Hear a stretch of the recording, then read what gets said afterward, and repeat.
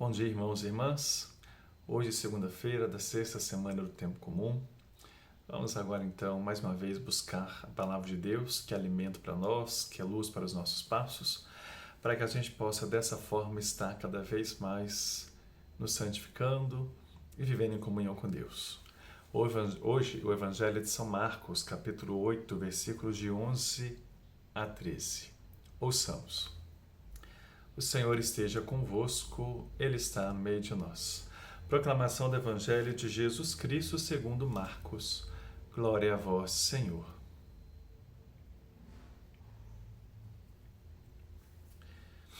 Os fariseus vieram e começaram a discutir com ele. Para pô-lo à prova, pediu-lhe um sinal do céu. Jesus deu um suspiro profundo e disse: Porque essa geração pede um sinal. Em verdade, eu vos digo, nenhum sinal será dado a esta geração. E deixando-os, entrou de novo no barco e foi para outra margem. Palavra da salvação. Glória a vós, Senhor. Irmãos e irmãs, esse episódio acontece logo após a segunda multiplicação dos pães que Jesus faz, com todo o ensinamento que Ele nos dá, com toda a mensagem que Ele nos passa e tudo aquilo que Ele quer que a sua comunidade de fiéis concretize no mundo. Em função disso, agora vem os fariseus, aquele grupo de religiosos fervorosos que conhecem profundamente a lei religiosa e fica averiguando, investigando se as pessoas estão cumprindo bem as leis ou não. Então, por isso, eles vão atrás de Jesus. E como o texto deixa bem claro, pedem-lhe um sinal. Não para reconhecer quem era Jesus, mas para que eles pudessem tentar pegar algo em Jesus e poder, assim, prejudicá-lo, como em outras passagens anteriores já apareceram, né? Que começaram a ficar incomodados com Jesus, já começavam a tramar a sua morte. Então nós vemos aqui a figura dos fariseus diante da ação de Jesus. No início do Evangelho de São Marcos, o evangelista deixa bem claro, eu sempre estou reforçando isso.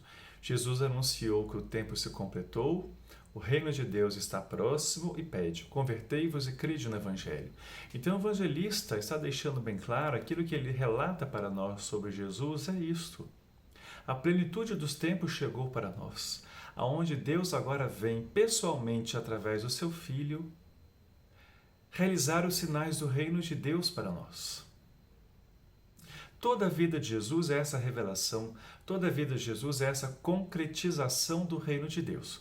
É a grande novidade, num contexto marcado pela religião judaica, né, onde Jesus, que também era judeu, nasceu e cresceu, em uma religião que não manifestava mais a verdadeira face de Deus, que não fazia mais o povo viver em comunhão com Deus. Uma religião que perdeu o seu sentido, que não dava mais frutos, quando Jesus fala, por exemplo, da figueira, né, que não dá frutos, que precisa ser cortada. Uma religião ligada ao poder político no Império Romano, uma religião que explorava financeiramente o povo para manter os benefícios da classe dominante, especialmente dos sacerdotes. Então, o novo de Jesus, o reino de Deus, é totalmente diferente daquilo que o povo foi criado, segundo as tradições da fé. E os fariseus representam essas pessoas que são muito apegadas às suas tradições e, por isso, fechadas para o agir de Deus. Quando eles pedem a Jesus um sinal, o texto deixa bem claro, Jesus deu um grande suspiro profundo. Por quê? Porque Jesus já estava dando inúmeros sinais. Jesus já estava realizando inúmeros sinais. Ele tinha acabado de fazer mais um, que era, o que chamamos a multiplicação dos pães.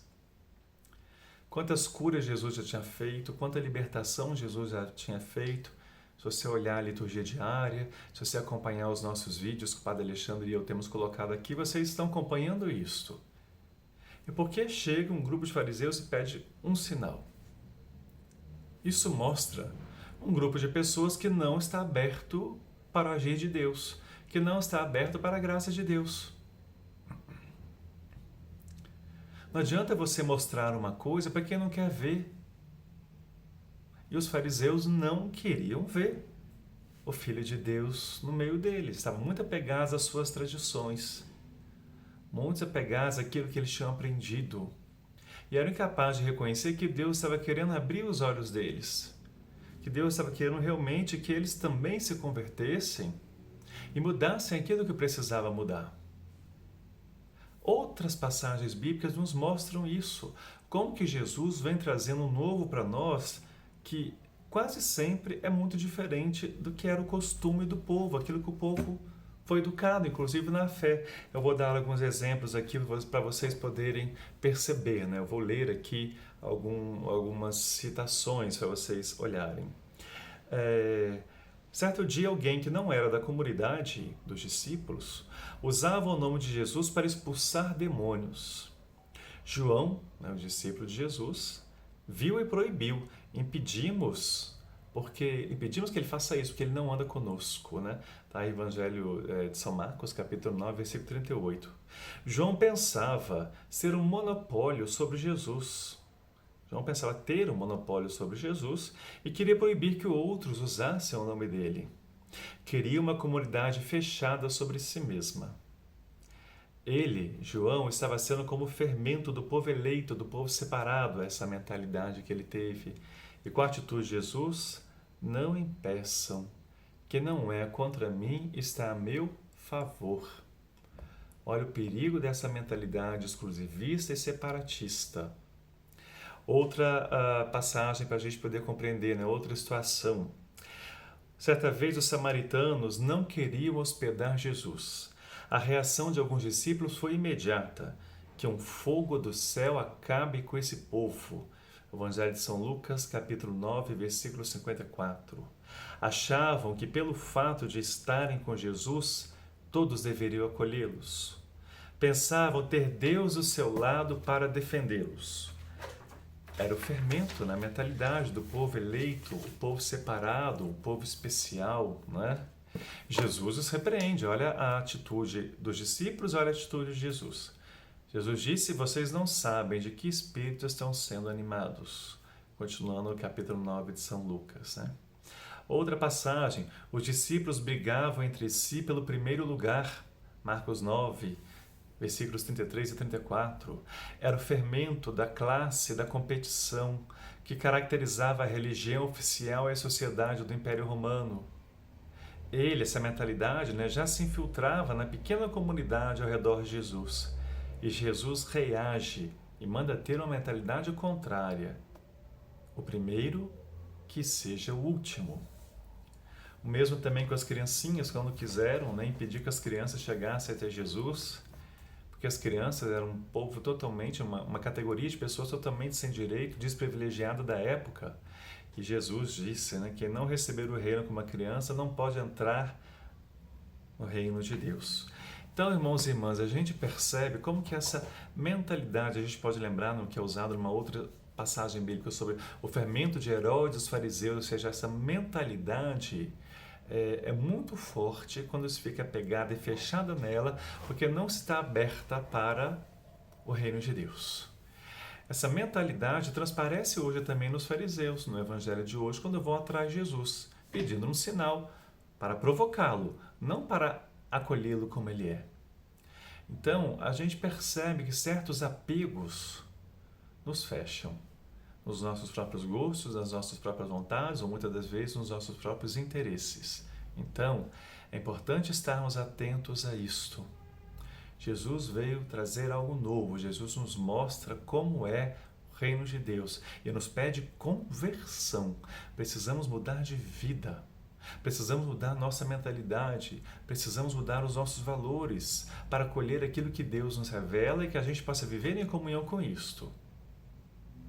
Queira Deus que nós hoje não sejamos essas pessoas que Jesus olha para nós, dá um suspiro profundo e não dá um sinal, vai embora, continua sua missão. Quem quiser ver os sinais, contempla o que Jesus está fazendo. Agora, quem não quer ver, não vai ver, porque não quer realmente. Então, como os verdadeiros discípulos de nosso Senhor, que nós possamos, irmãos e irmãs, estar abertos para todo dia estar acolhendo essa palavra e aprendendo dele, para o novo que ele nos traz, que pode ser diferente de algumas coisas do que a gente aprendeu. Então, aquilo que a gente aprendeu, se não serve mais, deixemos aquilo de lado e vamos nos aperfeiçoar no seguimento de Jesus, que é isso que nos importa. É importante que a gente esteja muito atento à atitude de Jesus para não termos certos apegos, como a gente acompanha recentemente, né? Diante de tantas críticas que surgem para o Papa Francisco, com a campanha da fraternidade, com, por exemplo, aqui no Brasil, as críticas do padre Júlio Lancelotti e por aí vai.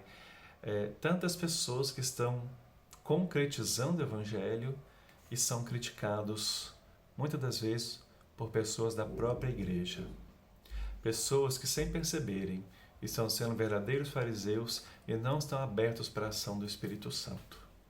Então é importante que tomemos consciência disso para que a gente não seja essas pessoas, para que a gente possa acolher o que Jesus nos traz e nos tornarmos seus verdadeiros discípulos. Que assim seja.